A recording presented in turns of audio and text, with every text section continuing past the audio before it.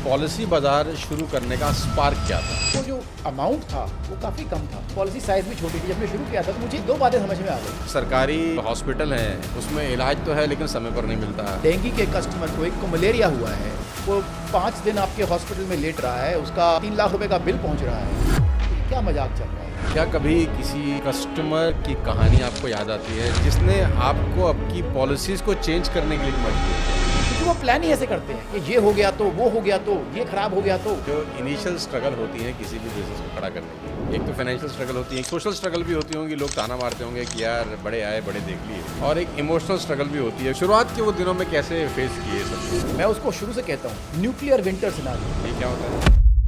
आपके बिजनेस में अब तक की सबसे बड़ी गलती कौन सी है? ये तकरीबन 2011-12 की बात है। अगर आपको मौका मिले यशीश जी की 20 साल पहले वाले यशीश को कोई एडवाइस दे सके, 20 साल वाला पहला यशीश और आज भी यशीश, आपकी नज़र में सक्सेस की डेफिनेशन क्या है? सक्सेस इज 3 इंपॉर्टेंट टिप्स जो आप एक नए स्टार्टअप वाले व्यक्ति को देना चाहते हैं। Value system, execution and number 3 इसी से कभी जलन होती है कि काश इस जैसा बन जाता। माइकल फेल्प्स बहुत इंस्पायर करते हैं। यशीश जी की कोई ऐसी गलती जिसका बहुत अफसोस होता है कि यार नहीं करना चाहिए था? कुछ लोग बिजनेस बनाते हैं और कुछ लोग पूरा इकोसिस्टम ही बदल देते हैं। आज ऐसे इंसान से आपको मिलाने जा रहा हूं जिन्होंने भारत में इंश्योरेंस की तस्वीर ही नहीं, तकदीर बदल के रख दी। एक ऐसा नाम जिसने रिस्क को अपॉर्चुनिटी में, प्रॉब्लम को रेवोल्यूशन में और आइडिया को एम्पायर में बदल दिया। जी हां, मैं बात कर रहा हूं याशीष दहिया की, पॉलिसी बाजार के को फाउंडर और सीईओ, जिन्होंने 2008 में एक ऐसा सपना देखा जिससे उस समय बहुतों ने इम्पॉसिबल कहा, लेकिन उन्होंने इम्पॉसिबल को ऑनलाइन इंश्योरेंस रेवोल्यूशन में बदल कर रख दिया। आज के इस बेहद खास पॉडकास्ट में उनसे इंश्योरेंस से लेकर बिजनेस को बिल्ड करने के सवाल मैंने पूछे और हॉस्पिटल्स के उल्टे सीधे बिलों के ऊपर उनसे खुलकर बात की। आम इंसान की हॉस्पिटल की तकलीफों पर जमकर सवाल जवाब हुए और क्यों मेडिक्लेम का नाम सुनते ही हॉस्पिटल्स के चेहरे खिल जाते हैं, और यह भी जाना कि इंश्योरेंस पॉलिसी में इतना झोल झाल क्यों होता है। बेहद इंफॉर्मेशन से भरा ये एक पॉडकास्ट आपके कई सवालों का जवाब देगा। आज मेरे साथ हैं पॉलिसी बाजार के को फाउंडर यशीश दहिया जी।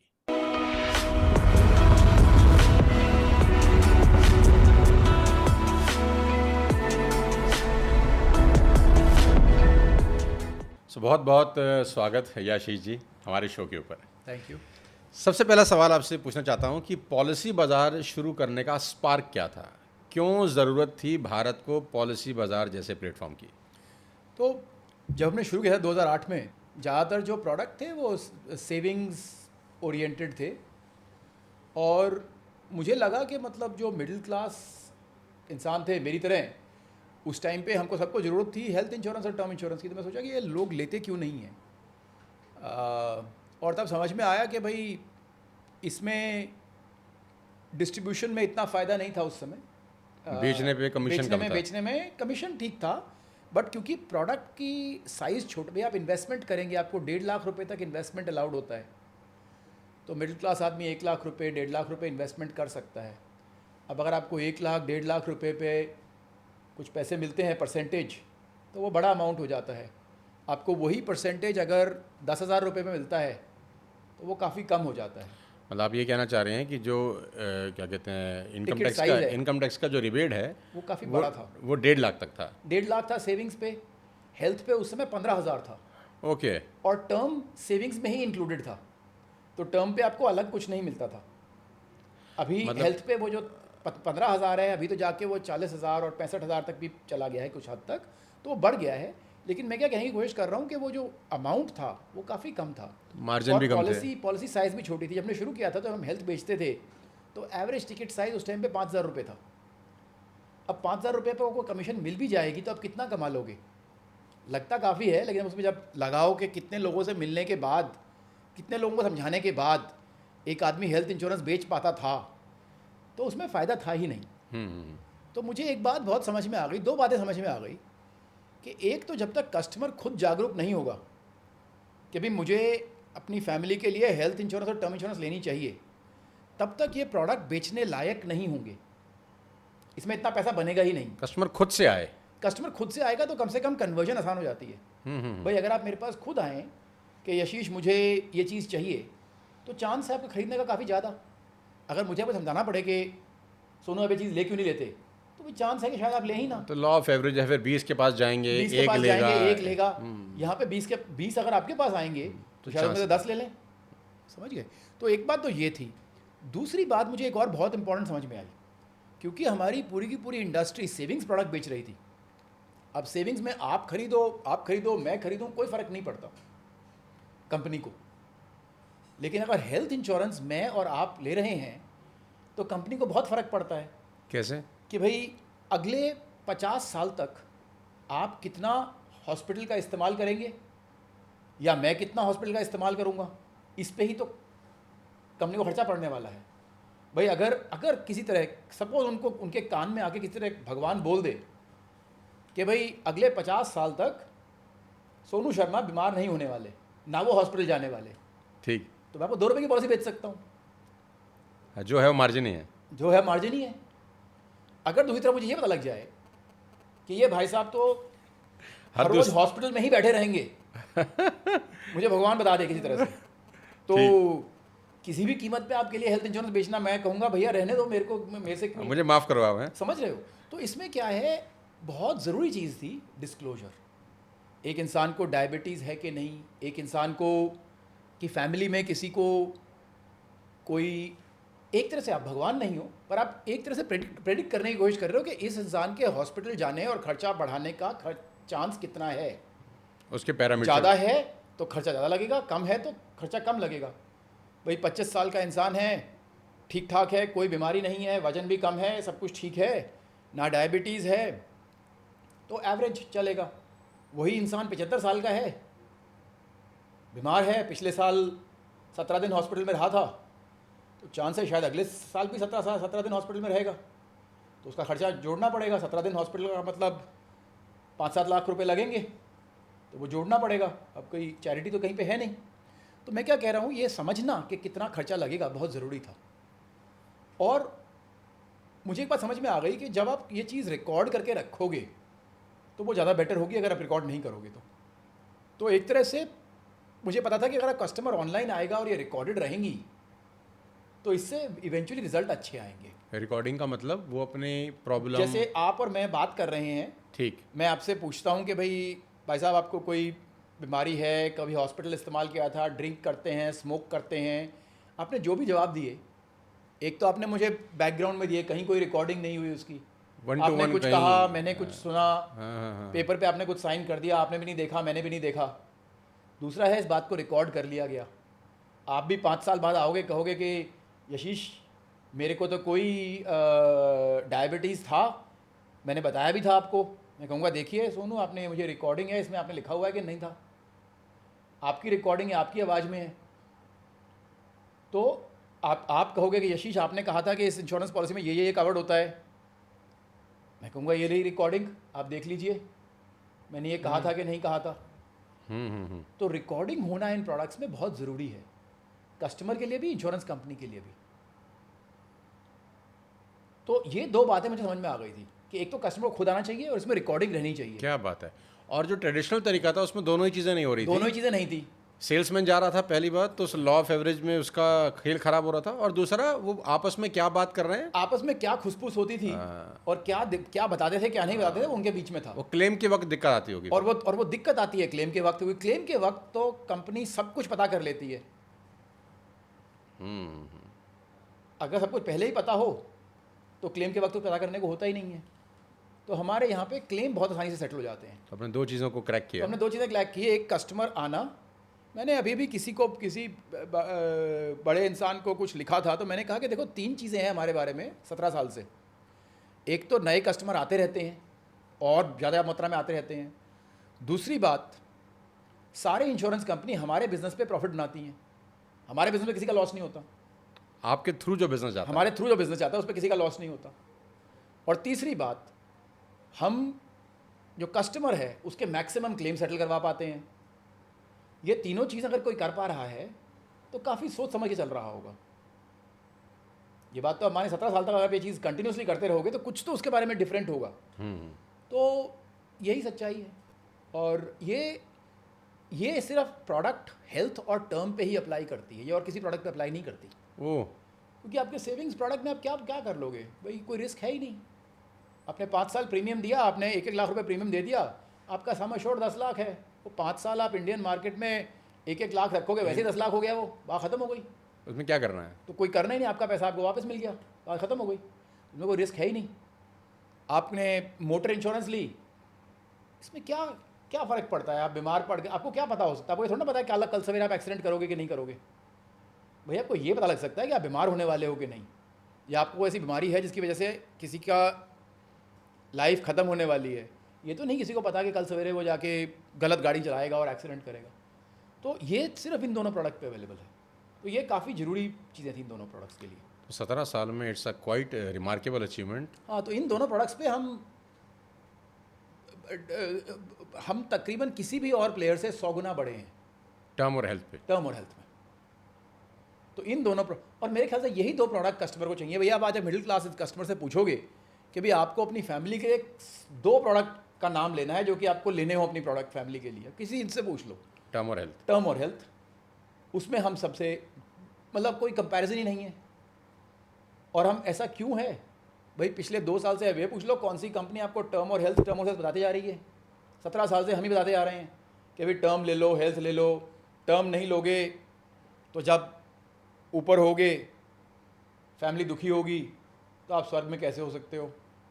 सच्ची बात है।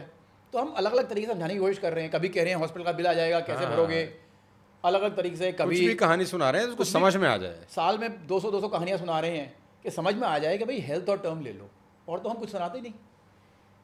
ये तो होगी इंडिविजुअल लोगों की बात।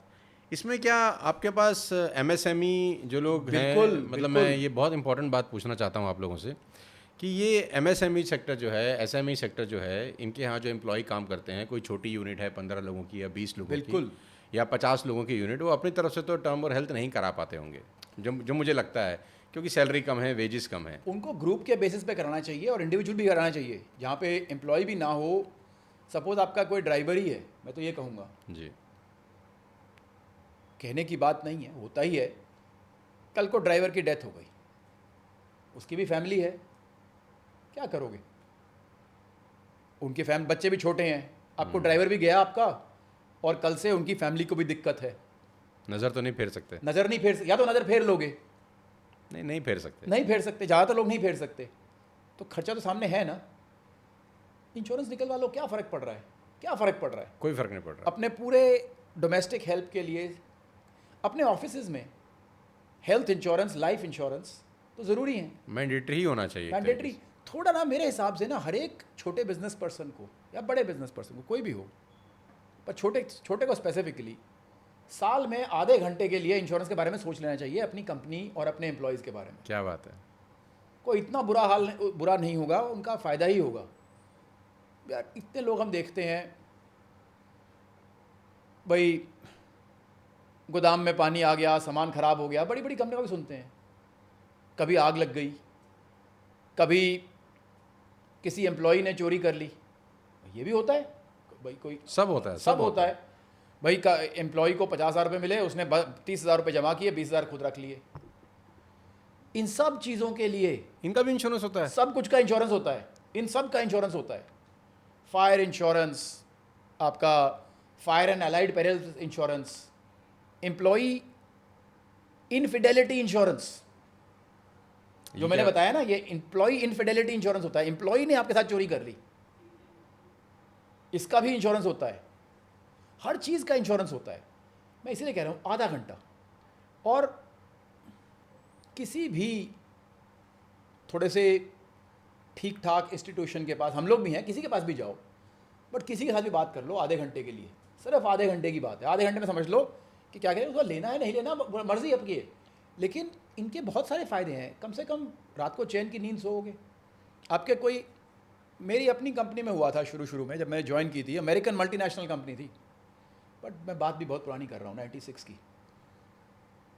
एक लड़के को कैंसर हो गया, कैंसर ऑफ द ईसोफेगस। पहले 3-4 महीने कंपनी ने पूरी हेल्प की। अब सब सोच रहे थे कि उनकी डेथ हो जाएगी। कंपनी ने पूरी मदद की, पर वो किसी तरह रिवाइव हो गए, सर्वाइव कर गए, वापस आ गए। अब वापस तो आ गए कंपनी में, अब पर वो काम पूरा नहीं कर सकते क्योंकि उस लेवल ऑफ, अब सेल्स में थे, वो सेल्स में भी सीनियर लेवल पे थे। अब आपने भी सेल्स में काम किया हुआ है, मैंने भी सेल्स में काम किया हुआ है, हमको पता है सेल्स का काम कितना मुश्किल होता है।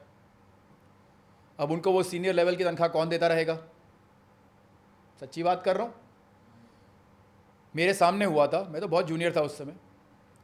जो बड़े बॉस थे उन्होंने उनके बॉस को कहा कि सीधे वर्ड थे, I want him fired and you will do it. But ये असलियत है, किसी को लगे ना ये असलियत नहीं होगी तो वो फेक दुनिया में जी रहा है। असलियत यही है, ऐसे ही होता है।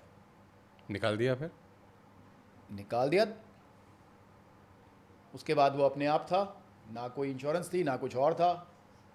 उसके बाद जो हुआ वो तो बहुत ही बुरा हुआ। मेरे को तो इतना, मतलब पार्ट ऑफ द रीज़न जिसकी वजह से पॉलिसी बाजार बना है वो ये भी एक कारण है। ये एक बहुत महत्वपूर्ण कारण है, क्योंकि ये मेरे, कहते हैं ना कि मेरे बच्चे मुझे बोलते हैं, कहते हैं कि आपके दिमाग पे कुछ छाप पड़े हुए हैं उस इंसिडेंट्स के, राइट। क्योंकि वो इंसिडेंट्स सोचने वाला नहीं था भैया, आप वो इंसिडेंट सोचते नहीं हो, पर देखते हो हर जगह होता है। लोगों को शायद उतना फ़र्क नहीं पड़ता, लोग भूल जाते हैं भाई इस बात को कितने साल हो गए, बट लोग भूल जाते हैं। लेकिन मुझे तो एक चीज़ याद है, उसके घर पे रेड वैगन आर थी, फिर वो घर बिका, फिर वो गाड़ी बिकने के टाइम आए। हम लोगों के पास भी कोई पैसे नहीं थे, हम लोगों के पास ज़्यादा पैसे नहीं थे, हम लोगों के पास कहाँ पैसे होते थे, जो होता था थोड़ा बहुत करते थे। बट वो कोई नॉर्मल इंसिडेंट नहीं होते ये। तो मैं क्या कह रहा हूँ कि भाई इस इंसिडेंट से को झेलो, इससे बढ़िया अगर कंपनी के पास ढंग का कुछ कवरेज होता। मेरे साथ हुआ, मेरा अपना एक्सपीरियंस है।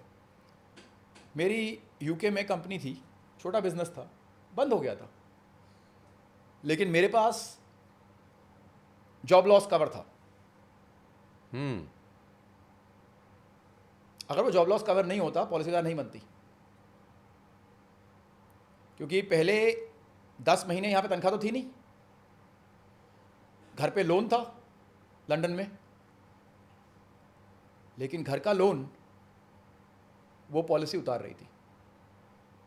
बहुत ज़रूरी है कि जब आपका गलत टाइम आने वाला है, कंपनी का गलत टाइम आता है, कितनी कंपनियां बंद हो जाती हैं कि यार आग लग गई फैक्ट्री में, कई तो अपनी फैक्ट्री में आग लगती है, साथ वाली फैक्ट्री में आग लग जाती है कि वो फैक्ट्री जल जाती है बिना किसी गलती के, अपनी कोई गलती भी नहीं, फिर सुधारते रहो। क्यों नहीं कराते? और उसमें जो बिजनेस लॉस हो वो क्यों नहीं कराते? उसके बावजूद हमारी ना भी एक लोग फितरत है, इंश्योरेंस, हमारी एक फितरत है। Insurance is the last priority. Last priority नहीं, हमारी एक फितरत है, हम खर्चा समझते हैं उसको।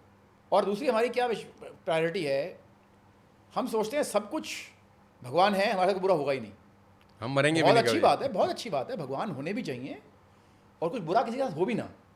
लेकिन यार एक बात है, एक बात होती है शिद्दत की, एक बात होती है स्टैटिस्टिक्स की।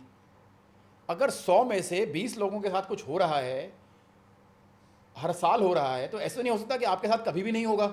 भाई ये तो टॉस ऑफ डाई है। अब आप सोच रहे हैं आप ज़्यादा पूजा करेंगे तो टॉस ऑफ डाई। एक बात, एक सिंपल काम करो ना, कभी बैठ के ना लूडो खेल लो और ये कहो मैं हर बार जीतूंगा क्योंकि मेरी शिद्दत भगवान में आपसे ज़्यादा है। हर बार खेल के देख लो, पॉसिबल नहीं है। अगर आप जीत जाओ तो बहुत अच्छी बात है, फिर भी मान लो कि भाई लूडो नहीं है ज़िंदगी, भाई एक्चुअली शिद्दत से चल रही है।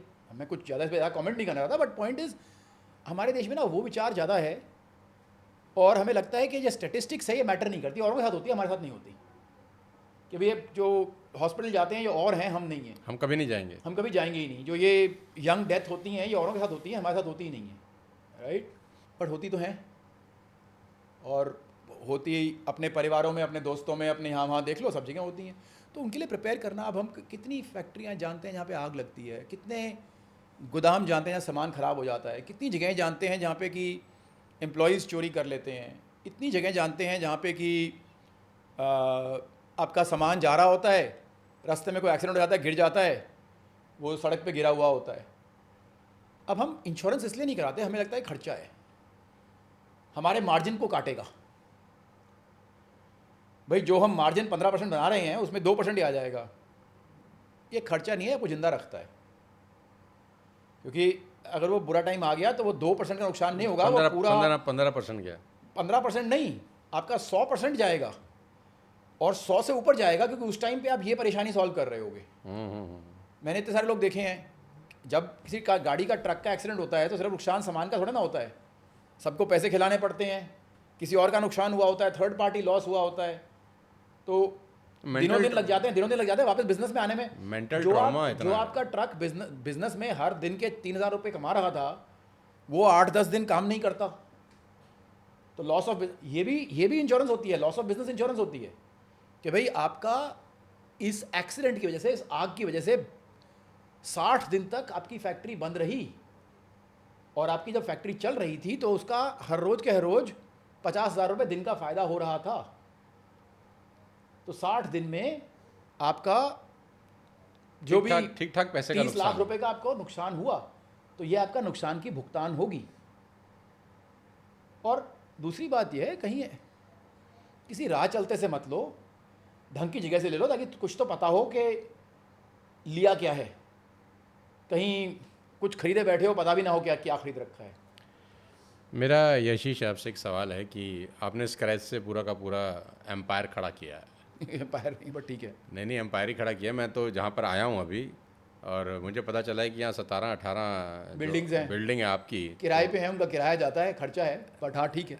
मैं ये जानना चाह रहा हूँ कि जो इनिशियल स्ट्रगल होती है किसी भी बिज़नेस को खड़ा करने की, एक तो फाइनेंशियल स्ट्रगल होती है कि पैसे नहीं होते, सोशल स्ट्रगल भी होती होंगी, लोग ताना मारते होंगे कि यार बड़े आए बड़े देख लिए, और एक इमोशनल स्ट्रगल भी होती है कि इस प्रोसेस में आप अकेले हैं, ये दर्द समझने वाला कोई होता नहीं है। शुरुआत के वो दिनों में कैसे फेस किए ये सब चीज़ें? देखिए, मेरे हिसाब से ना बिज़नेस में 2 ही स्टेज होती हैं। एक होती है जब लोग आप पे हंस रहे होते हैं, लोग कह रहे होते हैं आपके आइडिया बेकार हैं, आपका बहुत देखे। आपको खुद को सोचना पड़ता है, खुद के लिए सोचो, किसी और को इम्प्रेस करने की कोशिश मत करो, क्योंकि सबसे बड़ी गलती क्या होती है, खुद को झूठ बोलना। तो हर रोज़ एनालाइज करो कि भाई मैं ठीक कर रहा हूँ, गलत कर रहा हूँ, बहुत ज़रूरी है, बहुत ज़रूरी है। आई थिंक दूसरी बात, एक दिन के एनालिसिस में कभी डिसाइड मत करो। बहुत बढ़िया बात है। पूरा एक साल तो दो, 336 दिन देखो। अगर 365 दिन में 200 दिन ऐसे निकलें जब आपको लगे कि आप गलती कर रहे हो, तो वो काम बंद कर दो। क्या बात है। क्योंकि आपको पता लग चुका है कि आप गलत काम कर रहे हो। और अगर 200 दिन ऐसे लगें जब आपको लगे कि आप काम बिल्कुल सही कर रहे हो, इसमें फ़ायदा आखिर में होगा, लोग जो कह रहे हैं, तो लगे रहो। मैं कह रहा हूँ एक दिन पे डिसाइड मत करो, स्टेटिस्टिकली खुद की सुनो, और जो आपको ठीक लगे, आपका सबसे बढ़िया दोस्त आप खुद हो, तो उस पर आगे बढ़ो। दूसरी बात ये देखो कि आपका बिजनेस हर रोज़ के रोज़ थोड़ा बढ़ रहा है कि नहीं, थोड़ा इंप्रूव कर रहा है कि नहीं। क्योंकि अगर आपका बिजनेस इंप्रूव नहीं कर रहा, तो हो सकता है आपको चीज़ें समझ में ही ना आ रही हो, तो उसमें चेंज करने की कोशिश करो। अगर इंप्रूव नहीं कर रहा महीना दर महीना, तो कुछ चेंजेस लाने की कोशिश करो, ताकि इंप्रूवमेंट दिखाई देनी शुरू हो, आपके साथ और लोग जुड़ रहे हों। लास्टली मैं उसको शुरू से कहता हूँ, nuclear winter scenario.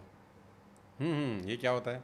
Everybody should be prepared for nuclear. अगर आप कोई बिजनेस करने चले हो, तो आप एक बात समझ लो, ना तो आपकी कोई पेंशन है, ना आपको कोई बचाने वाला है। तो ये बहुत आप सेंसिटिव मामला है। सेंसिटिव मामला है, आपको कोई और बचाने नहीं आएगा, आप अकेले खड़े हुए हो। भाई अगर आप जॉब भी कर रहे हो, नोटिस पीरियड है, कभी पेंशन होती है, आप सरकारी काम में हो, पीएफ है, 100 चीज़ें हैं। यहाँ कुछ नहीं है। यहाँ जो आपने टैक्स भरा कल ख़त्म हो गया, अगले साल अगर आपके पास कुछ नहीं है तो आप ख़त्म हो। तो न्यूक्लियर विंटर के लिए हमेशा प्रिपेयर रहो कि अगर सब कुछ ख़त्म हो जाएगा या सब कुछ बुरा चला जाएगा, तो मैं उस सिचुएशन में कैसे बचूंगा। आज मैं आपको अपना खुद का एग्जांपल देता हूँ। आज पॉलिसी बाज़ार क्यों है,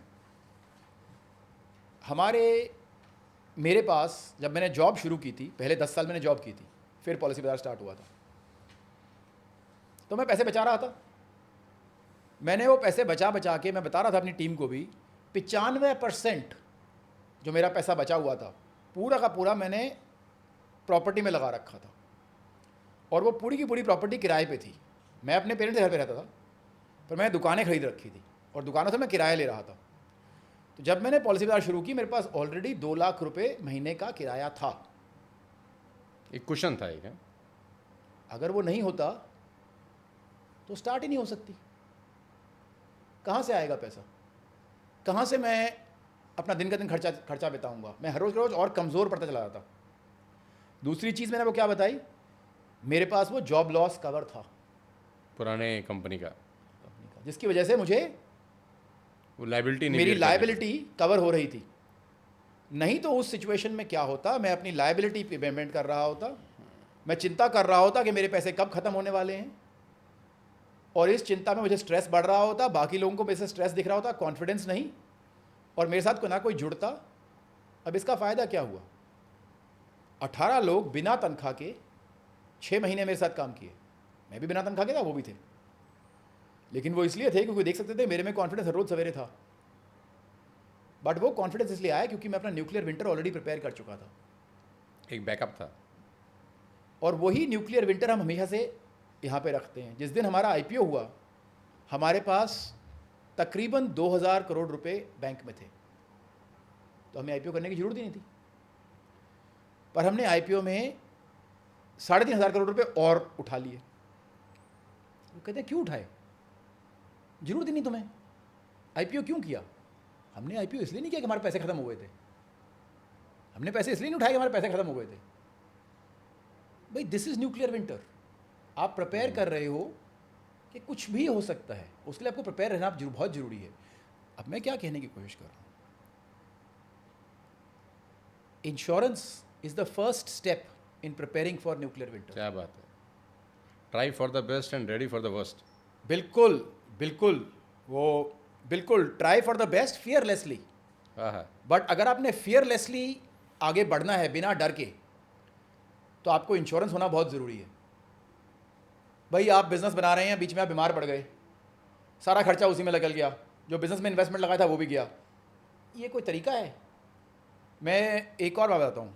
मैंने अपना करियर गुजरात में शुरू किया था, राजकोट में।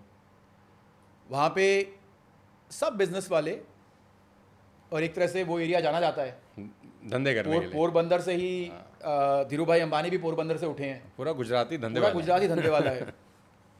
वो एक वर्ड कहते थे, वो व्यवस्थित है, गुजराती में बोलते थे। मैं समझ नहीं, वही व्यवस्थित क्या होता है? व्यवस्थित का मतलब वो प्लान्ड है, सब कुछ प्लान्ड तरीके से करता है।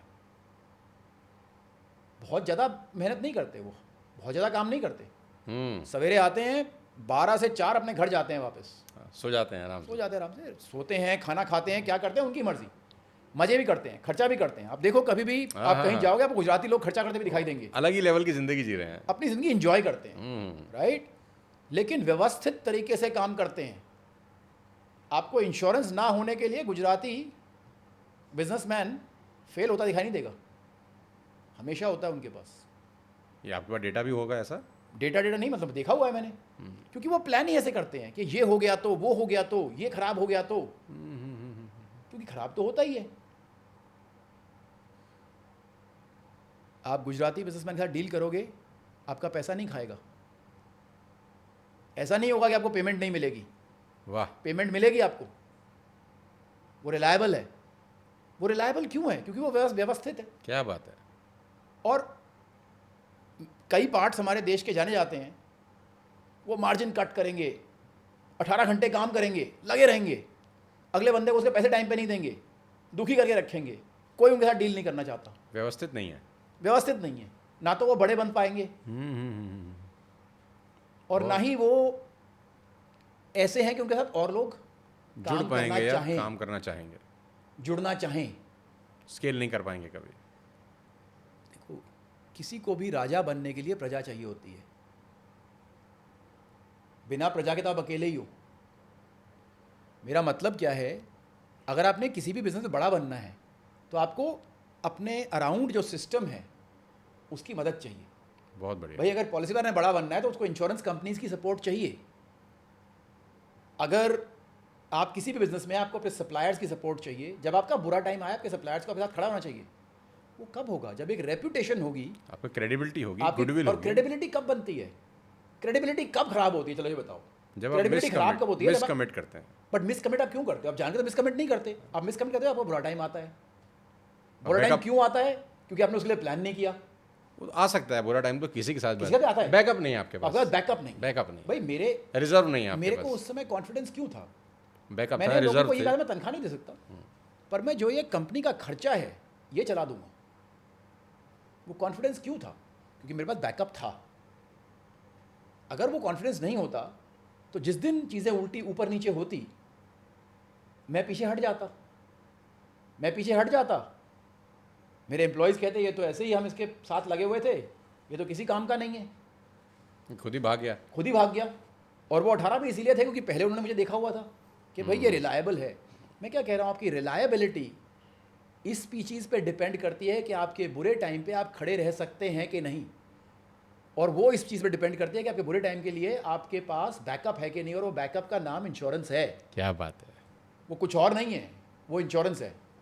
एक बड़ा सिंपल सवाल यशीश जी मैं आपसे पूछना चाहता हूँ, इंश्योरेंस का बिजनेस बेहद भावुक बिजनेस है, हाँ, इमोशनल बिजनेस है। क्या कभी किसी कस्टमर की कहानी आपको याद आती है जिसने आपको भावुक किया हो? कोई ऐसा क्लेम जिसने इमोशनल बहुत किया आती हो, हैं, बहुत और आती हैं। जिसने आपको आपकी पॉलिसीज़ को चेंज करने के लिए भी मजबूर किया हो? बहुत आती हैं, बहुत सारी आती हैं। मैं अभी थोड़ी देर पहले आपसे ही बात कर रहा था कि हमारे घर पे एक लेडी आती थी, उसका नाम बाला था। एक दिन वानी बंद हो गई, हमें पता नहीं क्या हुआ, मोस्ट लाइकली उनकी डेथ हो गई होगी। मैं हर 2-3 महीने में कभी कोई सोचता हूँ बाला कहाँ गई, कभी पता ही नहीं लगा। ना उसके पास कोई इंश्योरेंस था, ना कुछ और था। उसके बाद उसका मेरे को याद है उसका एक बेटा था, क्या हुआ कुछ नहीं पता। काश हमने ही इंश्योरेंस लिया होता। मैंने आपको दूसरी कहानी बताई थी। आई थिंक हेल्थ इंश्योरेंस में, लाइफ इंश्योरेंस में क्लेम आते रहते हैं। एक आया था, मेरी एक जानने वाली थी, उन्होंने एक इंश्योरेंस पॉलिसी ले रखी थी। फिर तकरीबन 15 साल इंश्योरेंस का प्रीमियम भरने के बाद उन्होंने पॉलिसी चेंज की। जब चेंज की तो उन्होंने डिस्क्लोजर नहीं किया। उनको एक उनका बड़ा एक्सीडेंट हुआ था हाथ का, उन्होंने डिस्क्लोजर नहीं किया और पॉलिसी ली गई बिना डिस्क्लोजर के। अब उनको बड़ा ऑपरेशन चाहिए। अब जो नई पॉलिसी वाली कंपनी है वो कहती है कि भाई मैं तो नहीं दूंगी क्योंकि मेरे पास तो डिस्क्लोजर हुआ नहीं। कस्टमर भी जेन्युइन है, कस्टमर ने 15 साल प्रीमियम भरा है, दूसरी कंपनी का भरा है। एक्सीडेंट इस पॉलिसी लेने के बाद हुआ था। 15 साल से पॉलिसी ले रही हैं तो शायद 12 साल पहले ये हुआ हो, लेकिन पॉलिसी शिफ्ट करते टाइम डिस्क्लोजर में गैप रह गया। तो जब भी आप पॉलिसी चेंज कर रहे हैं या पॉलिसी ब्रेक हो रहा है, क्योंकि ये जेन्युइन कस्टमर है, तो उस टाइम पे बहुत इंपॉर्टेंट है कि आपके डिस्क्लोजर्स करेक्ट रहें। तो हम यहाँ पे भी सिस्टम चेंज कर रहे हैं कि भाई जब आप कस्टमर को शिफ्ट हो रहा है एक पॉलिसी दूसरी पॉलिसी पे, दूसरी कंपनी पे, तो उस टाइम पे डिस्क्लोजर्स बहुत स्ट्रांगली लिए जाएं। कई कस्टमर होते हैं बिना डिस्क्लोज़ किए गलत पॉलिसी ले लेते हैं, वो तो खैर उनकी परेशानी है, पर बाद में जब दुख का टाइम आता है तो वो झेलना पड़ता है। उस केस में हुआ क्या फिर? क्लेम नहीं मिलेगा क्योंकि जो नई कंपनी है उसको तो कभी डिस्क्लोजर हुआ ही नहीं। अब हो सकता है क्लेम हो जाए, पर वो रिक्वेस्ट बेसिस पे होगा कि यार मैं शायद खुद इंश्योरेंस कंपनी के सीईओ से रिक्वेस्ट कर दूं कि यार ये जेन्युइन केस है, एक्चुअली गलती नहीं है, हो सकता है मेरे कहने पे कर दें, लेकिन कंपनी को सिस्टम के हिसाब से नहीं बनता, करना बनता नहीं था इस सिचुएशन में। तो ऐसे कई केस आते हैं जिसमें दिखता है कि गैप रह गए, क्योंकि इंश्योरेंस एक कॉम्प्लिकेटेड प्रोडक्ट है। तो इसमें सही गाइडेंस, सही कस्टमर की इनपुट बहुत ज़रूरी है। फिर एक और केस था, एक लेडी थी हरियाणा में, उनका हमें फ़ोन आया कि जी आपका एसएमएस आया है, ये कोई पॉलिसी नंबर बता रहे हैं। तो हमने चेक किया, उनके हस्बैंड की 50 लाख की पॉलिसी थी, उनके हस्बैंड की एक्सपायरी हो गई थी 3 महीने पहले। ये एक बहुत पॉजिटिव केस था। हस्बैंड ने पॉलिसी ली थी, कार ड्राइवर थे, टैक्सी ड्राइवर थे, उन्होंने 50 लाख की पॉलिसी ली थी, उनकी डेथ हो गई, गरीब घर से थे, उनको पता नहीं था इंश्योरेंस नाम की कोई चीज़ भी होती है। हरियाणा में गांव से थे, उन्हें नहीं पता इंश्योरेंस नाम की कोई चीज़ नहीं पता। सब कुछ हो गया, बात ख़त्म हो गई। अब हमारी तरफ से तो रिन्यूअल एसएमएस आता है प्रीमियम का कि आपका प्रीमियम ड्यू है, अगला पैसा जमा कराओ। हमें भी कैसे पता लगेगा कि उनकी डेथ हो गई?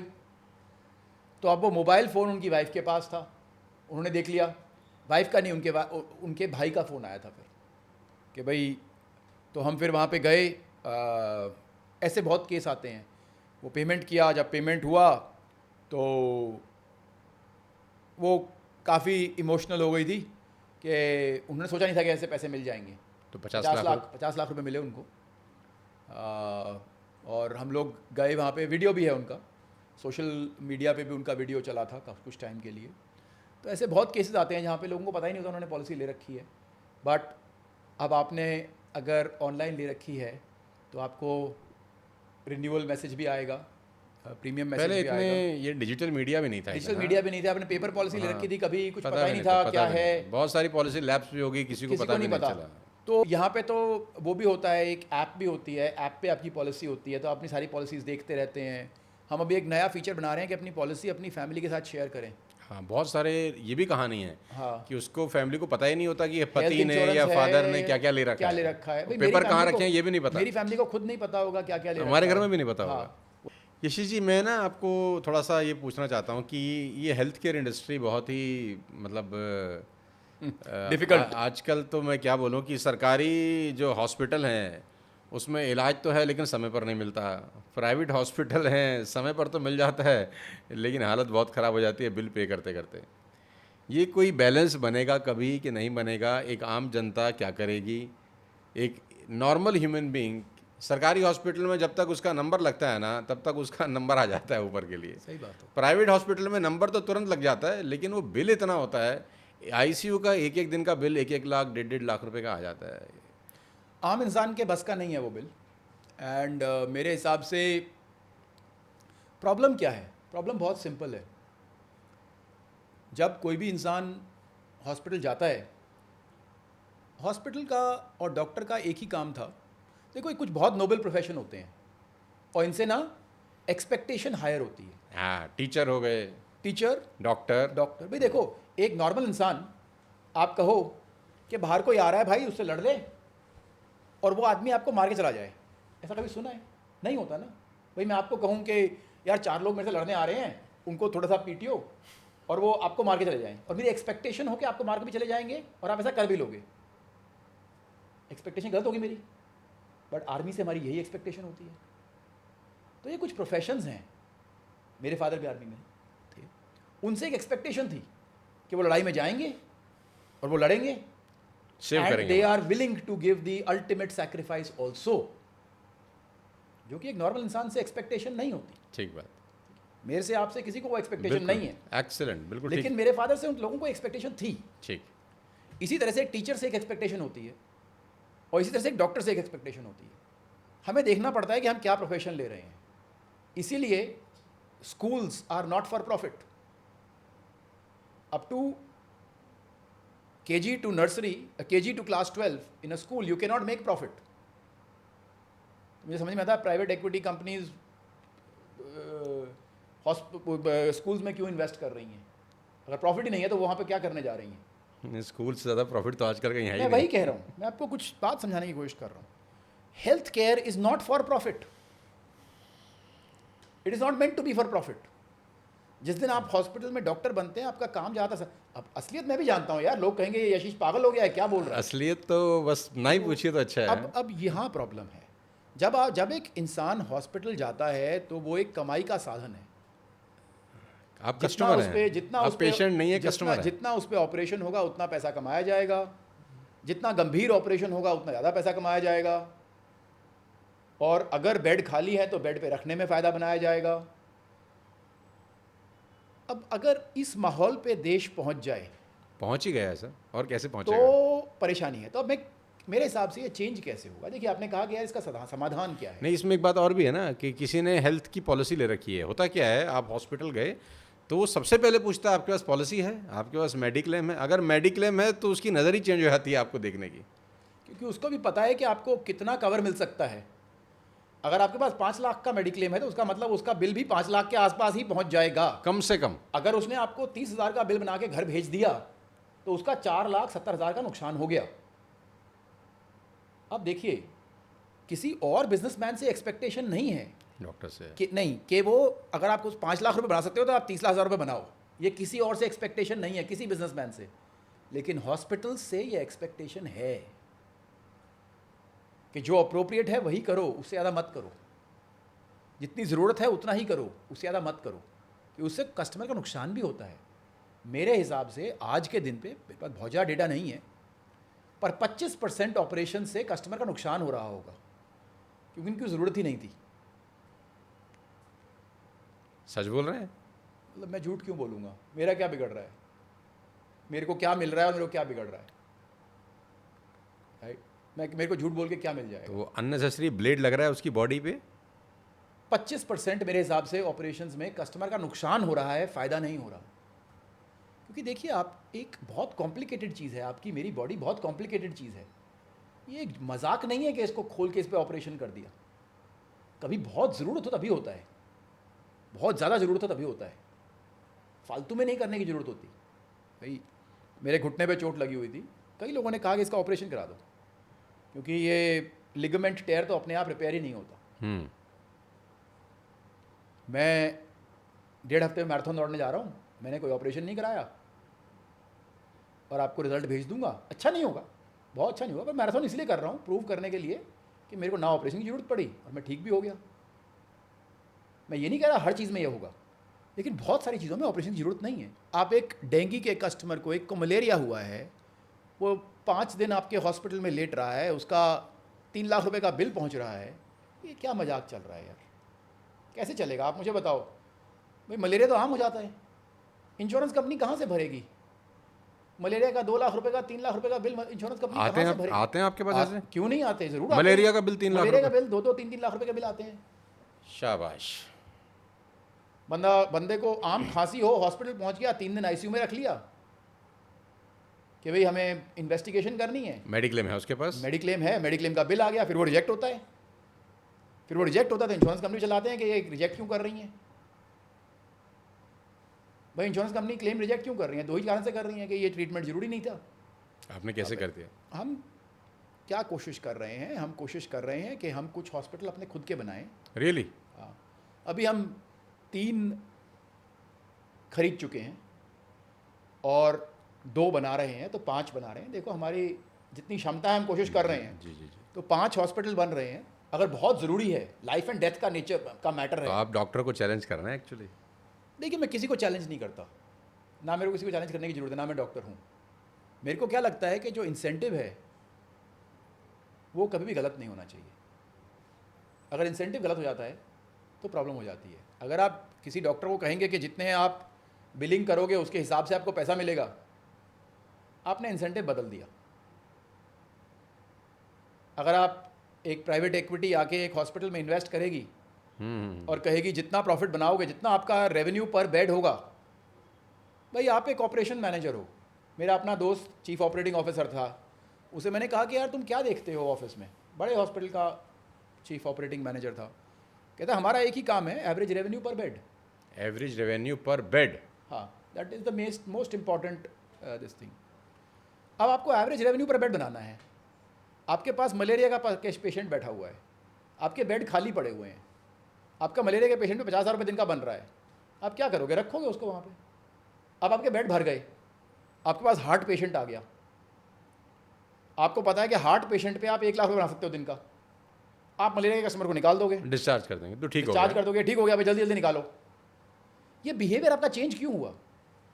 क्योंकि आप वो नहीं कर रहे जो उस पेशेंट के लिए सही है, आप वो कर रहे हो जो आपके लिए सही है। अब मैं दोबारा इस बात पे आऊँगा, अगर ये काम मैं करूँ तो ठीक है, मैं एक बिजनेसमैन हूँ, मेरा काम पैसा बनाना है। अगर यही काम एक डॉक्टर करना शुरू कर दे तो ये गलत हो जाता है, क्योंकि उस पर जिम्मेदारी दूसरी है। क्योंकि मेरी एक्सपेक्टेशन आपसे ये नहीं है कि आप बाहर गुंडों से लड़ने के लिए अपनी जान दे दो मेरे को बचाने के लिए। बहुत बढ़िया। बट मेरे फादर से मेरे को ये एक्सपेक्टेशन है और थी टू गुड और हमेशा रहेगी कि वो हमारे को दुश्मनों से बचाने के लिए अपनी जान तक दे सकते हैं, क्योंकि हर प्रोफेशन की अपनी एक्सपेक्टेशन होती है। तो डॉक्टर से, टीचर से एक एक्सपेक्टेशन है। यशीश जी, बहुत सारे लोग तो ये भी कहते हैं कि मेडिक्लेम की वजह से ही ये सब कुछ होना शुरू हुआ है। जब तक मेडिक्लेम नहीं हो रहा था तब तक ये लोग तो बिल्कुल फिर भी ठीक थे। मेडिक्लेम में ना एक बहुत बड़ी बात हो गई कि जब मेडिक्लेम हो रहा है ना तो कस्टमर को लगता है उसका भी कुछ नहीं जा रहा, ऑपरेशन कराने के लिए भी तैयार है। एक तरह से वो हॉस्पिटल में रहने को तैयार है, ऑपरेशन के लिए तैयार हो ना हो तो हॉस्पिटल में बेड पे लेटने के लिए तैयार है। देखिए, आप समझ सकते हैं, मेरे को ये ऑपरेशन कराने के लिए जो भी उसमें 50,000 1 लाख रुपए लगने थे, उससे कोई खास फर्क नहीं पड़ रहा था। ठीक बात। मैंने तो इसलिए नहीं कराया कि मेरा ऑपरेशन कराना नहीं, जब तक हो सके नहीं कराना। कभी ज़रूरत पड़ गई, मेरी मदर भी यही कहती थी कि भाई मुझे हॉस्पिटल मत ले जाना, जिस दिन मैं हॉस्पिटल जाऊंगी वापस नहीं आऊँगी, ये सोच लेना, कहती थी मुझे। तो वो हॉस्पिटल जाना नहीं चाहती थी कभी भी। आखिरी मिनट पे गई, 15 मिनट जी, उसके बाद उनकी डेथ वैसे ही हो गई। तो बट मेरा पॉइंट यह है कि हॉस्पिटल तो एक तरह से एक मंदिर की तरह है, डॉक्टर एक भगवान की तरह। अगर वही बिजनेसमैन हो जाएगा तो फिर तो गेम ही खत्म हो गया ना। फिर भरोसा किस पे करेंगे? भरोसा किस पे करोगे? टू गुड, बहुत बढ़िया। याशीष जी, मुझे एक बात बताइए कि इंडिया में बहुत साल पहले तक स्टार्टअप का किसी ने नाम नहीं सुना था। अभी नए नए स्टार्टअप खुल रहे हैं और 90% तो बंद ही हो जाते हैं। आपने जब बिज़नेस शुरू किया तो आपके पास बैकअप था इंश्योरेंस का, करेक्ट? आज का जो व्यक्ति स्टार्टअप शुरू कर रहा है और 90% लुढ़क ही रहे हैं, ये डेटा कहता है। क्या डूज़ हैं, क्या डोंट्स हैं? आपसे बेहतर कौन जानेगा कि आपने 17 साल में एक अच्छा खासा एम्पायर खड़ा किया। देखिए, स्टार्टअप तो स्टार्टअप है। मैं कहूँगा स्टार्टअप से पहले भी स्टार्टअप थे, छोटे छोटे हर बड़ा बिजनेस बनने से पहले कभी छोटा बिजनेस ही होता है। मेरे ख्याल से हिंदुस्तान में, भारत में 1000 बड़े बिजनेस होंगे, बाकी सारे छोटे ही हैं, कोई कम छोटा, कोई ज़्यादा छोटा। अब हर छोटे बिजनेसमैन को क्या देखना चाहिए? सबसे इंपॉर्टेंट बात, अंग्रेजी में बोलते हैं व्हाट कैन किल यू। ये जानना बहुत ज़रूरी है कि भाई किस किस चीज़ से आपका बिजनेस बंद हो सकता है। जैसे कोविड आया, कितने बिजनेस अपना काम नहीं कर पाए, बिजनेस इंटरप्शन हुआ। फ्लड्स आते हैं, आपके चेन्नई में आए थे रिसेंटली, कितने बिजनेसेस को उसमें नुकसान हुआ। अभी पंजाब में आए हुए हैं। कई बार हम देखते हैं मंडी में आग लग जाती है, मॉल में आग लग जाती है, कोई कंस्ट्रक्शन में प्रॉब्लम होती है, कंस्ट्रक्शन गिर जाती है, कुछ हो जाता है। आपके कोई एम्प्लॉई आपके साथ कुछ घोटाला, बहुत बड़ा वर्ड है, घोटाला तो बड़े बड़े लोगों के लिए इस्तेमाल किया जाता है, बट कुछ गड़बड़ कर देता है, आपके यहाँ चोरी हो जाती है, आपके यहाँ सीपेज हो जाती है, आपके यहाँ आग लग जाती है, आपकी आग की वजह से दूसरे सामने वाले की दुकान पे आग लग जाती है। इसमें आपका जान माल की तो हानि होती ही है, आपका बिजनेस इंटरप्शन भी होता है, और जो वो बिजनेस इंटरप्शन हुआ उसमें नुकसान होता है। इन सब चीज़ों के लिए, जितनी भी मैंने नाम लिए, इन सब के लिए इंश्योरेंस है अलग अलग। इनके नाम होते हैं shopkeepers insurance, fire insurance, fire and allied products. सब कुछ आज समझने की ज़रूरत नहीं है, एक पॉडकास्ट पे नहीं समझा सकते, लेकिन ये हर इंसान को लेने बहुत ज़रूरी होता है। मैंने एक बार बीच में भी कहा था, साल में आधा घंटा निकाल लीजिए, इंश्योरेंस के बारे में सोचिए, इंश्योरेंस के बारे में सोचिए। और मैं ये नहीं कहता कि आप पॉलिसी बाजार से लो या किसी से लो, कहीं से भी लो, लेकिन किसी ऐसे से लो जिसपे कम से कम ये तो कॉन्फिडेंस हो कि उसको खुद तो पता है कि वो क्या बोल रहा है, क्या दे रहा है और क्या दे रहा है। अगर अगले को खुद ही नहीं पता बेचारे को, वो आपको क्या समझाएगा। और तो मतलब मैं क्या कह रहा हूँ, किसी भी रेप्यूटेड कंपनी से, किसी भी रेप्यूटेड एजेंसी से आप जाके बात कर लो आधे घंटे के लिए कि भैया मेरे बिजनेस में क्या क्या चीज़ें होती हैं। ऐसी ऐसी चीज़ें होती हैं हमारे पास, हमारी कंपनी के लिए 500 करोड़ रुपए का डीएनओ कवर है, डायरेक्टर्स एंड ऑफिसर्स लायबिलिटी। क्या है ये? कल को कोई बहुत बड़ा केस हो जाता है मेरे खिलाफ, लीगल केस, जिसमें कंपनी के काम की वजह से मेरे ऊपर 500 करोड़ की लायबिलिटी आ जाती है पर्सनली। किसी एम्प्लॉय ने कुछ कर दिया, मैनेजमेंट में किसी ने कुछ कर दिया, शायद मैंने कुछ गलत कर दिया हो गलती से। ठीक ठीक।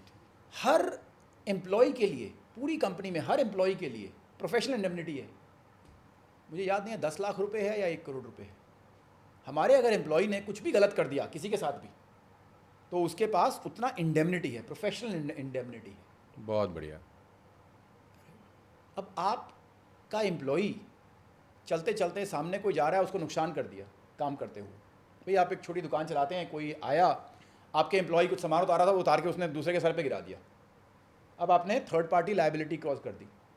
अब इसमें एम्प्लॉय लायबिलिटी इंश्योरेंस होने में कोई हर्ज नहीं है। दूसरी बात, एम्प्लॉय हेल्थ और एम्प्लॉय लाइफ इंश्योरेंस तो प्लीज़ ले लो यार। आपके एम्प्लॉय हैं, इनको परेशानी होगी, आपको होगी इनडायरेक्टली।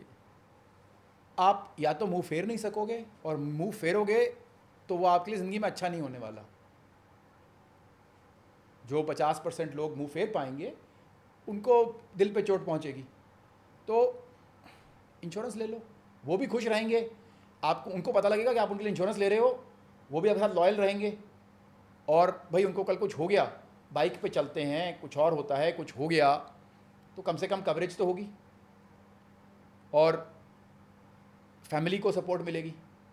तो मेरे ख्याल से ये चीज़ें बहुत ज़रूरी हैं। मैं इतनी बड़ी बात नहीं कह रहा कि भाई आप पेंशन लेनी शुरू कर दो, वो सब कुछ शुरू कर दो, but at least basic insurance, fire insurance, आपका एलाइड प्रोडक्ट इंश्योरेंस, आपका फ्लड इंश्योरेंस, ये सब। और इसमें नुकसान बड़ा होता है जब कुछ हो जाता है तो। अगर देखिए, मैंने सबसे पहले क्या कहा था, व्हाट कैन किल यू। और ये बहुत सारी चीज़ें हैं भाई। आपके पैसे बनते हैं थोड़े, आपके पास माल पड़ा हुआ है काफ़ी, माल में लग गई आग, आप तो वही सुलझा चले जाओगे। आपका माल जा रहा था ट्रक में, ट्रक लुढ़क गया, अब आपका माल तो पता नहीं कब रिलीज होगा, आपका बिजनेस इंटरप्ट हो गया, जिसको आपने सामान भेजना था उसको बिजनेस में लॉस हो गया, वो आपके ऊपर क्लेम कर देता है। ये सारी की सारी चीज़ें कवर्ड होती हैं, लायबिलिटी इंश्योरेंस में कवर्ड होती हैं कि आपने दूसरे के लिए प्रॉब्लम क्रिएट कर दी। भाई मैं आपसे सामान खरीदता हूँ, आपने मुझे पार्ट्स भेजने हैं। एक केस हुआ था ये, मुझे याद नहीं आ रहा, इंडिया की टॉप 2 ऑटोमोटिव कंपनीज में से एक थी। एक सप्लायर था, सप्लायर ने पार्ट्स भेजे, पार्ट्स डिफेक्टिव निकल आए, उसकी वजह से उनको अपनी कार रिकॉल करनी पड़ गई। सारी कस्टमर से वापस बाय बैक किया। उनका नुकसान हुआ 14 करोड़ रुपए का। उन्होंने ये 14 करोड़ रुपए का बिल इस सप्लायर को भेज दिया जिसके पार्ट्स खराब थे, राइट। क्योंकि भी उसके वजह से हुआ, क्योंकि उसने नहीं की, उसका पार्ट तो थोड़े के ही थे, उसके पार्ट तो शायद 50 लाख के हों, तो 14 करोड़ का बिल उस पर आ गया। 14 करोड़ की उसकी नेटवर्थ भी नहीं थी, समझ रहे हैं। बट उसके पास इंश्योरेंस लायबिलिटी कवर था। उसको 14 करोड़ रुपए मिले और उससे उस कंपनी को मिले। अगर वो नहीं होता उस दिन, अगर उसने मूर्ख की तरह कहा होता है कौन ये इंश्योरेंस ले, खर्चा है, फाल छोड़ो, तो वो उस दिन खत्म था। आज वही इंसान one of the largest auto parts dealers है इंडिया का। तो मैं बड़ा बन इसलिए पाया क्योंकि वो जब छोटा था सर्वाइव कर पाया। तो मैं मोटा मोटा ये समझ पा रहा हूँ कि हर एमएसएमई और एसएमई को आधा घंटा नहीं, कम से कम 1 घंटा बैठ के आधा घंटा बहुत है, आधे घंटे में समझ में आ जाएगा कि समझ के सोचना बाकी आधे चाहिए। घंटा पेमेंट करने के लिए, पहला आधा घंटा समझने के लिए। तो वो बैठ के सोचे कि मेरे पास कितने तरह का इंश्योरेंस है या कितनी चीज़ें ऐसी हैं जो मेरे को नुकसान पहुंचा सकती हैं, और उसके लिए अमाउंट कितना है। अमाउंट तो बेयर मिनिमम बहुत ही कम होता होगा। अमाउंट बहुत कम होता है। अगर अमाउंट ज़्यादा होगा तो बिजनेस बंद करने वाला अमाउंट थोड़ा ना होगा। वो अमाउंट तो बस इतना होगा कि भाई, क्योंकि ये चीज़ें हर रोज़ नहीं होती। तो भैया हर बिजनेसमैन, हर एमएसएमई, हर एसएमई एक बार बैठ के आधा घंटा मेरे लिए भी आज ज़रूर सोचें कि भाई कौन कौन सी चीज़ें हैं जो आपके बिज़नेस को स्पॉइल कर सकती हैं, किल कर सकती हैं, और उसके लिए एक बार ऑथेंटिक इंश्योरेंस ज़रूर कराएं, सो दैट वर्स्ट केसेस में आपके दिमाग में कोई टेंशन ना हो, सारा का सारा पैसा बारों बार निकल जाए। किसी और के लिए नहीं है, सिर्फ अपने लिए, सिर्फ अपने लिए मानसिक सुकून हो कि कुछ हो गया तो पीछे इंश्योरेंस है। बहुत बढ़िया। मज़ा आ रहा है सर आपसे बात करके, तो बहुत सारी चीज़ें सीखने को मुझे भी मिल रही हैं इंश्योरेंस को लेकर। तो मैं मेरे भी फंडे क्लियर हो रहे हैं। सबसे पहले तो मैं ऑफिस जाके अपने पता सारे है एम्प्लॉय इंश्योरेंस का, शुरू कैसे हुआ था? हाँ, शिप्स चलती थी, शिप, शिप्स पानी चलती थी। पानी की, भारी पानी, समुद्र पानी की। अच्छा, अब आपने शिप भेजी लंदन से, वो जा रही है ऑस्ट्रेलिया, बीच में डूब गई, आपका सामान डूब गया, बीच में पायरेट्स ने कैप्चर कर ली, तो लुटेरे, समुद्री लुटेरे लुटेरे आ जो गए। होते थे। अब होगा ये 100 में से एक के साथ, बट जिस एक के साथ हुआ वो तो पूरी तरह डूब गया। सही बात है, खत्म हो गया। खत्म हो गया वो। कोई भी खत्म ना हो, इसलिए इंश्योरेंस शुरू हुई थी, ये सारे चीज़ें कवर करने के लिए। उससे भी पहले इंश्योरेंस थी। अरे ज़्यादा दूर जाने के लिए हमारे गांव में इंश्योरेंस चलती है। जो भी इंश्योरेंस उस चीज़ के लिए होती है जो आपको चीज़ आप भर नहीं पाओगे। What can kill you financially, not physically. आपके बिजनेस को जो मार सकता है, आपकी फाइनेंशियल इनकम को मार सकता है, उसके लिए इंश्योरेंस होती है। तो बहुत ही ज़रूरी चीज़ है ये, हमेशा सोचना। मैं तो आपसे बात करते करते इतना वो हो रहा हूँ कि मुझे लग रहा है कि मैं सबसे पहले अपने ऑफिस जाऊँ आज, और जाते ही देखूँ किन किन लोगों का टर्म और हेल्थ नहीं है, और एक चेक बना के सबसे पहले तो उनका कराऊँ टर्म कि और यार हेल्थ तो ले ही लो, टर्म तब और हेल्थ मैं तो ले ही लो, ना जाने किसको जरूरत पड़ जाए। हाँ, भगवान ना किसी करे को जरूरत पड़े पड़े ना, लेकिन तो इस पॉडकास्ट का सबसे बड़ा असर तो मुझ पे ही हो रहा है यहाँ बैठे बैठे यशीश जी से बात करके, कि ये जिसको मैं भी खर्चा समझ रहा था वो एक इन्वेस्टमेंट है, और वो बिल्कुल। आपके लिए बुरे समय में आपके लिए कुशन का काम करती है। बिल्कुल। सर मेरे पास बहुत सारी बातें हैं, लेकिन मैं एक रैपिड फायर आपसे करना चाहता हूँ जिसमें आपको तुरंत जवाब देने, मैं आपको फंसाने की कोशिश करूँगा थोड़ी थोड़ी, और देखता हूँ कि पॉलिसी बाजार के फाउंडर को कोई फंसा सकता है कि नहीं फंसा सकता है। पक्का फंसा सकते हो, मेरे कोई लिए भी मुश्किल चैलेंज नहीं है। है। तो पहला सवाल आपसे है, आपके बिजनेस में अब तक की सबसे बड़ी गलती कौन सी रही? सबसे बड़ी गलती मेरी ये रही कि जब आप किसी को हायर करते हो या किसी के साथ काम करते हो, अगर मन में एक शंका आती है कि वैल्यू सिस्टम में गैप है, तो आपको देर सवेर नुकसान होगा ही होगा। तो आपने किसी को ऐसे हायर किया? किए, गलतियां की किया। और करते रहता हूँ। क्या सीखा उससे? ये सीखा कि उस पे ना एक्ट जल्दी करना चाहिए, बाद में नहीं। अगर किसी की परफॉर्मेंस अच्छी है लेकिन वैल्यू सिस्टम ठीक नहीं है, तो उसके साथ मत जुड़िए। अगर वैल्यू सिस्टम ठीक है और परफॉर्मेंस ठीक नहीं है, इट इज़ ओके। क्या बात है। लेकिन मोस्ट इंपॉर्टेंट चीज़ है वैल्यू सिस्टम। और ये बात मुझे बहुत सालों पहले जो आजकल आईसीआईसीआई बैंक के सीईओ हैं, उन्होंने कहा था कि देखो यशीश, देर सवेर नुकसान जरूर होगा। क्या बात है। अगर आप वैल्यू सिस्टम बहुत कॉम्प्रोमाइज करोगे आप। कॉम्प्रोमाइज करोगे कभी भी, तो प्रोडक्टिव कम हो चलेगा, जितना देर इंतजार करोगे उतना ज़्यादा ज़्यादा नुकसान होगा। तुरंत छोड़ दो। तुरंत छोड़ दो, इमीडिएटली छोड़ दो। क्या बात है। तो कई बार ऐसा होता है कि वो चीज़ दिखती है सामने कि ये गड़बड़ है, लेकिन आप कहते हो यार परफॉर्मेंस चल रही है, परफॉर्मेंस चल रही है, परफॉर्मेंस चल रही है। इग्नोर करता है। इग्नोर ही नहीं, आप कहते हो ठीक है ना, परफॉर्मेंस चल रही है, क्या फर्क पड़ता है, हमें धंधे से मतलब है। धंधे से मतलब है। आपको पक्का नुकसान होगा, 100%। बड़ा डेंट लगेगा और लगेगा ही लगेगा। जितना डिले करोगे उतना बड़ा होगा चला जाएगा। आपके साथ हुआ है ऐसा? होता है। मैं कोई एक का केस की बात नहीं कर रहा, बट अक्सर वही सबसे बड़ा गलती होगी। बहुत बढ़िया है। दूसरा सवाल ये कि पहली बड़ी सफलता क्या थी आपके बिजनेस में, कि जब लगा कि यार अब क्रैक कर ले, अब धुआं उठा दूंगा, पहली सक्सेस? तो पहले हमें क्या होता था कि हमें 200 दिन ये लगता था साल में कि हमारा बिजनेस डूब जाएगा।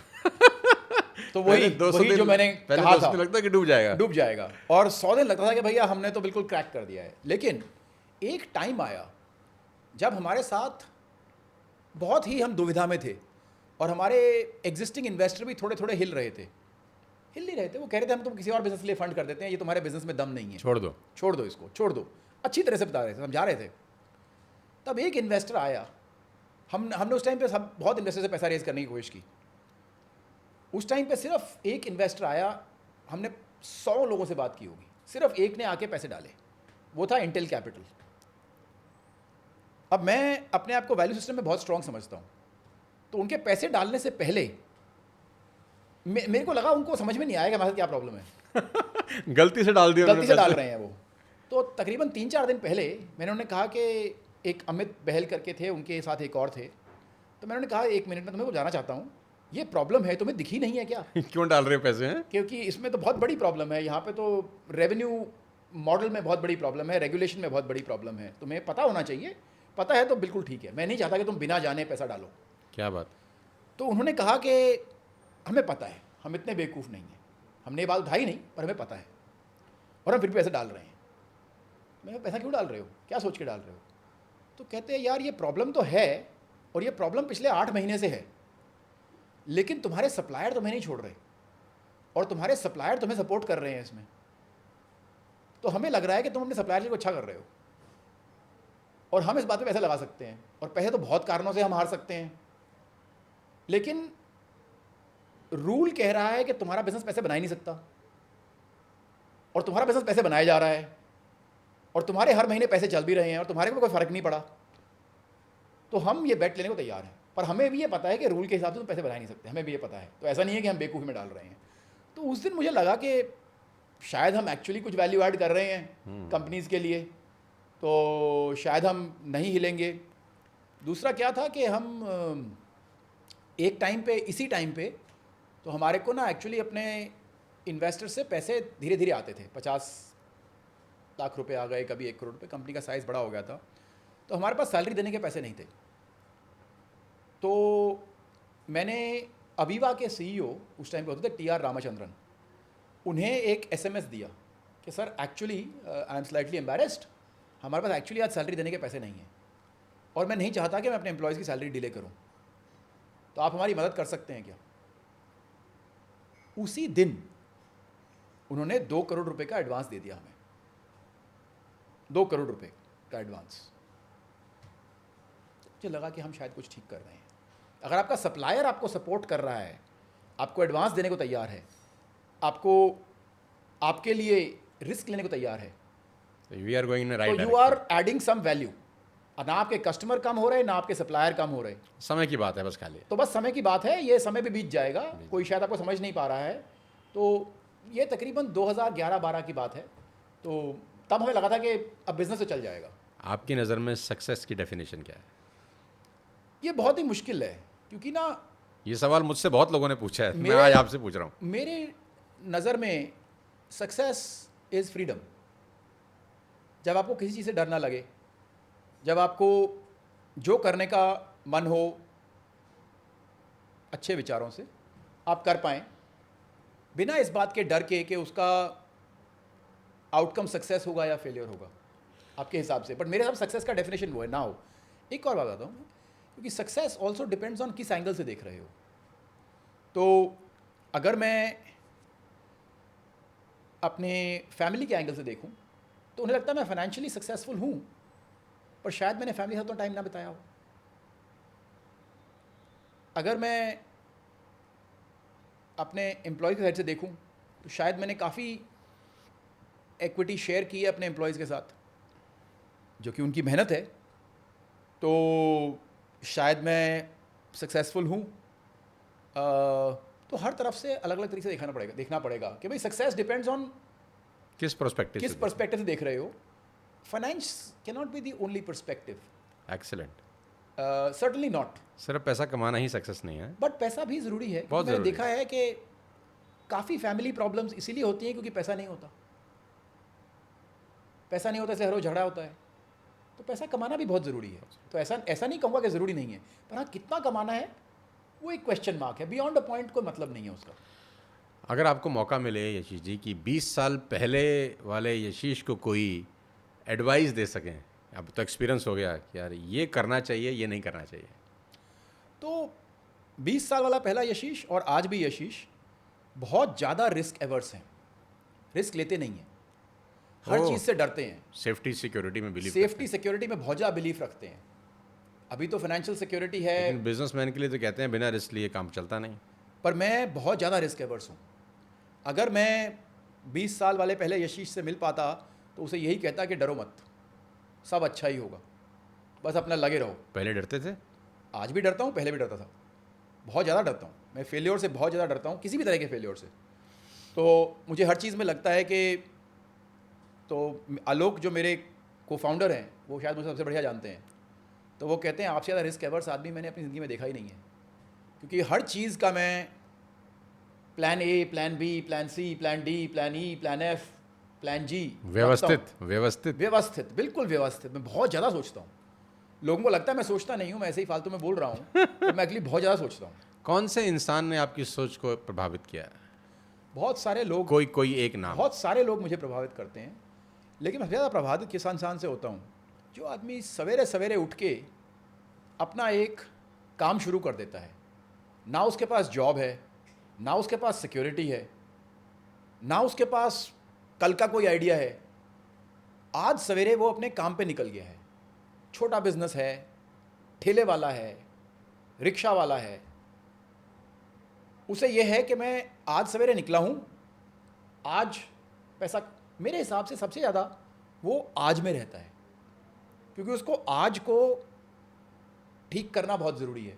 और वो एक बहुत इंपॉर्टेंट बात है, कहते हैं ना living in now, living in today, मेरे ख्याल से बहुत ज़रूरी है।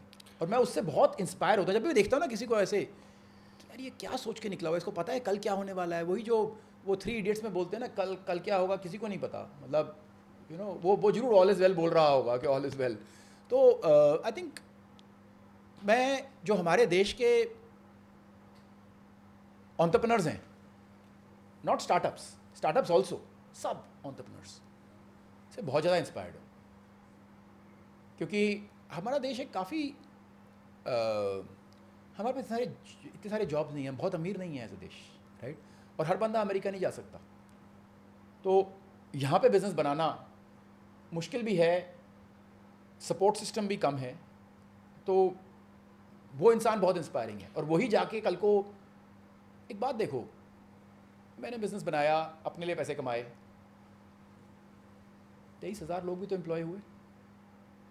इंडिया में हज़ारों करोड़ रुपए का इन्वेस्टमेंट भी तो आया, बाहर वालों से आया।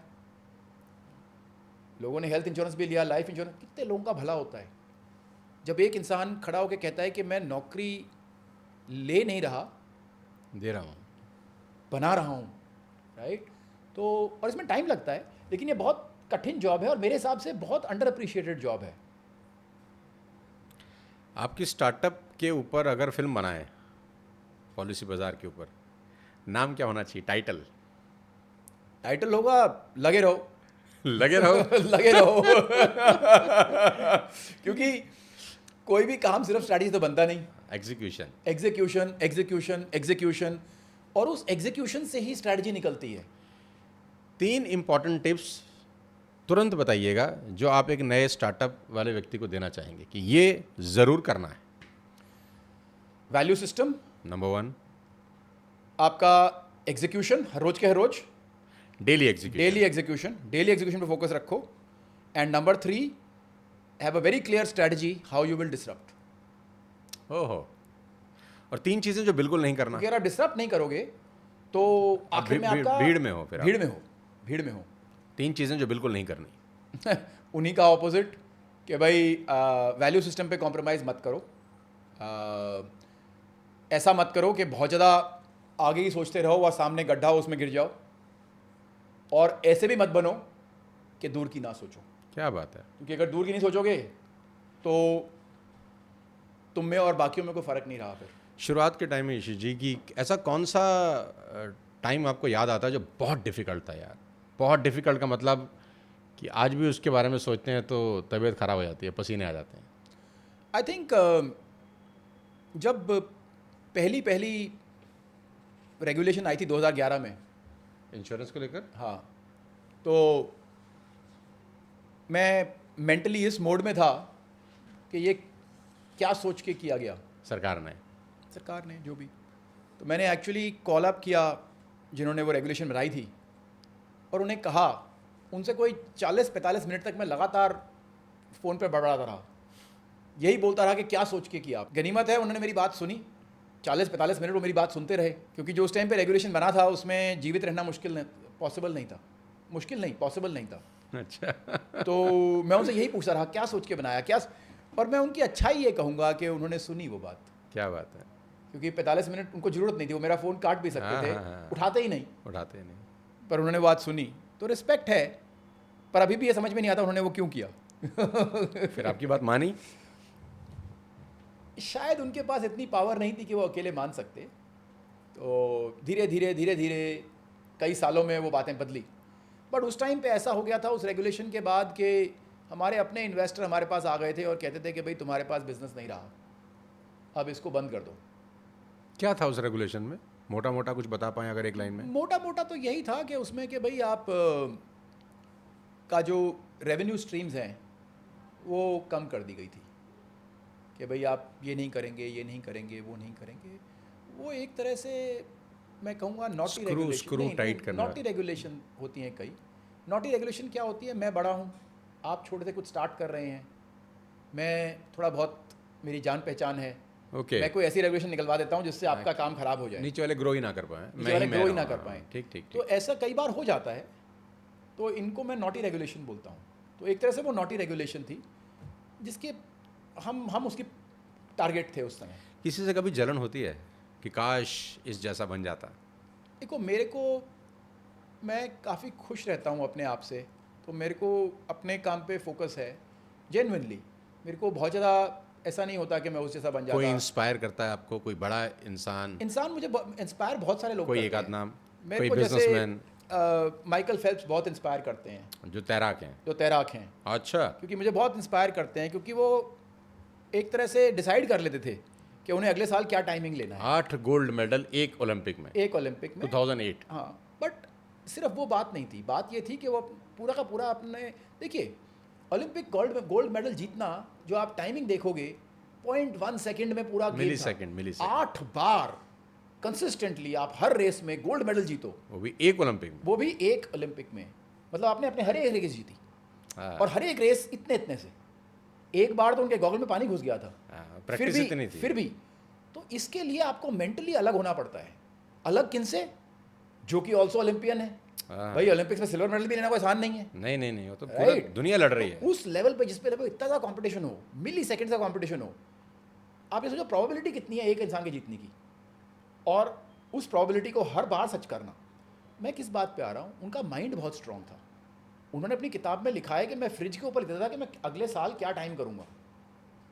तो सपोज आपने लिखा कि भाई मैं अगले साल 100 मीटर 43.86 सेकंड्स में करूँगा।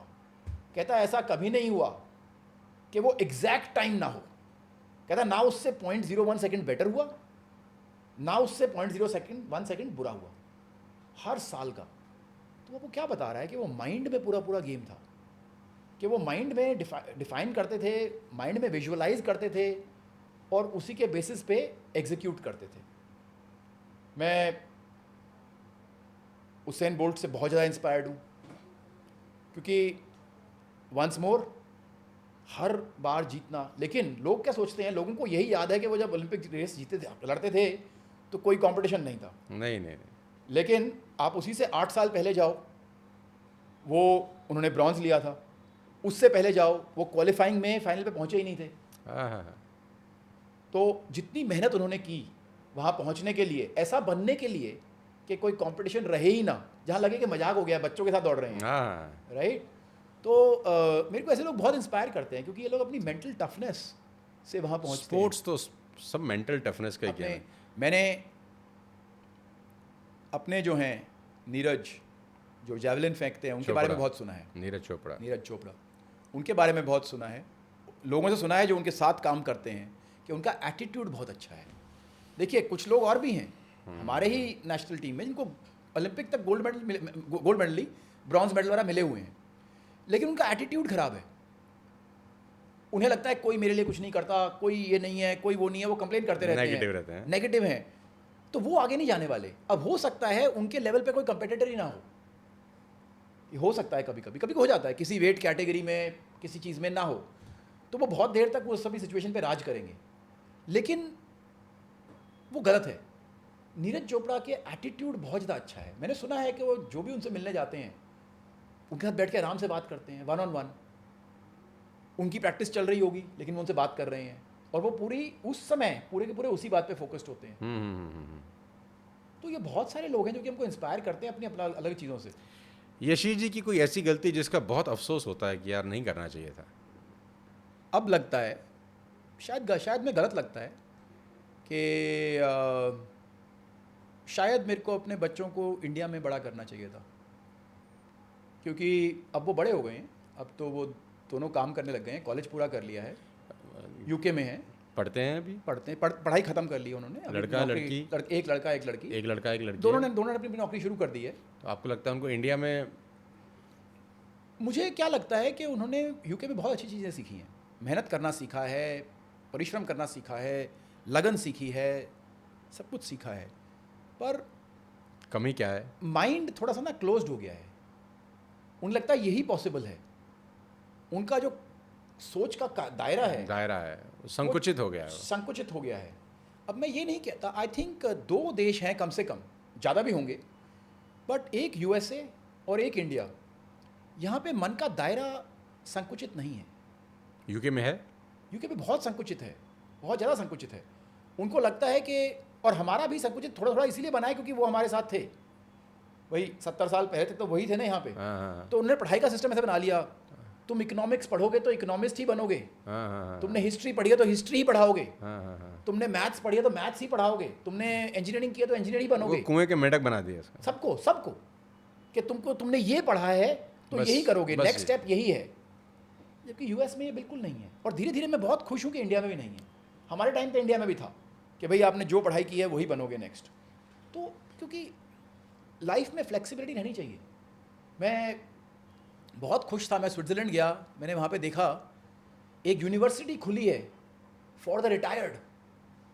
अच्छा, कि रिटायरमेंट के बाद कोई सब्जेक्ट पढ़ने का मन करे तो आप पढ़ सकते हैं। सरकार ने खोली है। क्या बात है। आप वहाँ जाइए, कहते हैं लोगों को मेंटली एंगेज रहना चाहिए। 80-80 90-90 साल के लोग आके वहाँ पे बैचलर्स मास्टर्स कर रहे हैं। क्या हर्ज है? कोई ज़िंदगी ख़त्म थोड़ी ना हो गई। भाई ज़िंदगी जब जिस दिन तक आखिरी सांस है, ज़िंदगी किसी को लगना नहीं चाहिए कि ज़िंदगी ख़त्म हो गई। Learning never ending process. Learning is never and. यहाँ पे ये यूके में लर्निंग ख़त्म कर रहे हैं। ये कहते हैं बस तुम्हें जो आता है वही करो, लेफ्ट राइट मत देखो। तो आपको लगता है इंडिया में उनकी अपब्रिंगिंग होनी चाहिए? मुझे लगता है कि अगर वो इंडिया में होते या यूएस में होते तो ज़्यादा ग्रो कर पाते। मैं बहुत कोशिश कर रहा हूँ उनको कि वो या तो इंडिया में आके कुछ साल काम करें और या यूएस जाके कुछ साल काम करें, क्योंकि फिर विचार बदल जाती है। क्योंकि एक चीज़ करते हुए दूसरी चीज़ भी कर सकते हो। यशीश जी ने कभी एम्प्लॉय को डांटा है बहुत बुरी तरह से यहाँ पर? नहीं, कभी नहीं। मैंने एम्प्लॉयज़ के साथ बहुत सख्त तरीके से बात की है, डांटा नहीं है। सख्त बात करी है कभी? सख्त बात, देखिए message can be difficult, message बहुत गंभीर हो सकता है, लेकिन पोलाइट वे में उसके लिए हमको किसी के साथ बदतमीज़ी करने की ज़रूरत नहीं है। पोलाइट तरीके से दिया जाना चाहिए। मैसेज बहुत बहुत गंभीर दिए हैं मैंने लोगों को, ऐसे भी दिए हैं कि भैया हम आपके साथ आगे काम नहीं कर पाएंगे, ऐसे भी दिए हैं कि वो उन्होंने जो किया वो गलत किया है, ऐसे भी दिए हैं कि उनकी रेटिंग इस साल अच्छी नहीं होने वाली।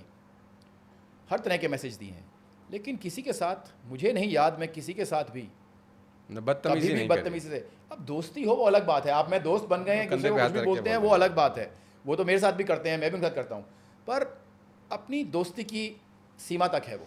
सर्केडियन रिदम क्या होती है? जब सूरज उगता है तो उठ जाओ, जब सूरज डूब जाता है सोने की कोशिश करो। सबके सब बच्चे 1 बजे 2 बजे जाके सो रहे हैं रात को, फिर स्कूल में झपकी मार रहे हैं। ये मत करो यार, ये तुम्हारे खिलाफ जाएगा, बहुत बुरा हाल होगा, 35 साल की उम्र में होना शुरू हो जाएगा। मतलब प्लीज़ ये मत करो, इससे मेंटल हेल्थ इश्यूज़, बहुत सारी इश्यूज़ हैं।